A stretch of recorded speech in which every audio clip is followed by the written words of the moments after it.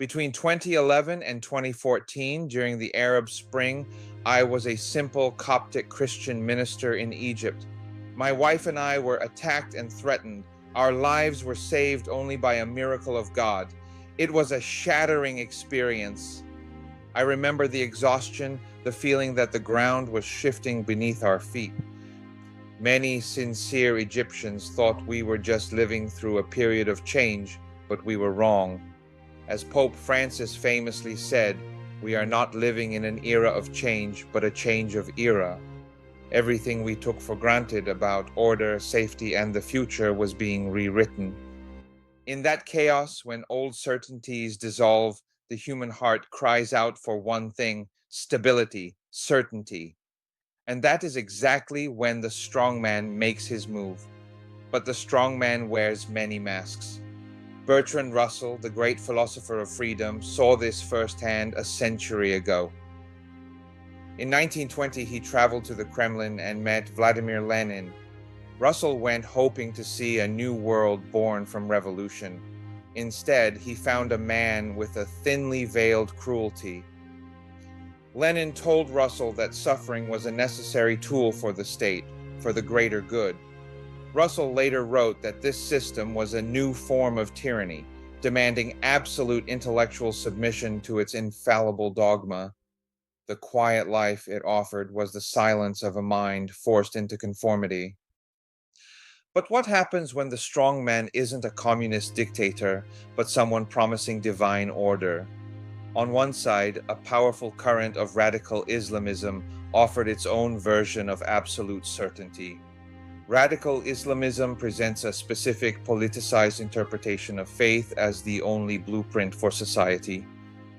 It promises to end chaos by imposing a universal divine law, demanding absolute submission to a vanguard of believers. The offer was seductive. Give us your freedom, and we will give you a society aligned with God, pure and just.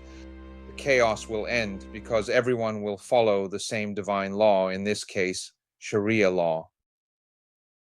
But like Lenin, this path often dismisses individual rights and dissent as secondary to the grand divine mission. And then on the other side came the brutal military state, offering its own seductive bargain. They said, give us your freedom and we will protect you from the Islamists. The chaos will end because we have the guns, the power, and the national will.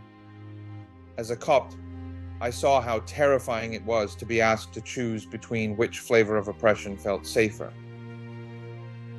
Both systems fundamentally fear the friction of true freedom, the messy, noisy, unpredictable nature of a free society. They offered a quiet life in exchange for our souls. But as I saw it, that quiet wasn't peace, it was the silence of a shroud. It was the profound stillness that comes when dissent is crushed, when individual thought is replaced by dogma. Pope Francis and Bertrand Russell converge on this truth. In a change of era, the yearning for certainty is immense, but we must resist the seduction of any strongman who promises absolute order at the cost of our liberty, whether it hides behind a scientific creed or a sacred text. To my friends in free nations, don't trade your inheritance for a moment of comfort. Don't let the noise of freedom frighten you into the silence of a cage. Once you trade your voice for safety, the person who holds the key to your safety, the tyrant, will eventually own your soul. Let's choose the difficult, noisy, yet ultimately liberating path of genuine freedom.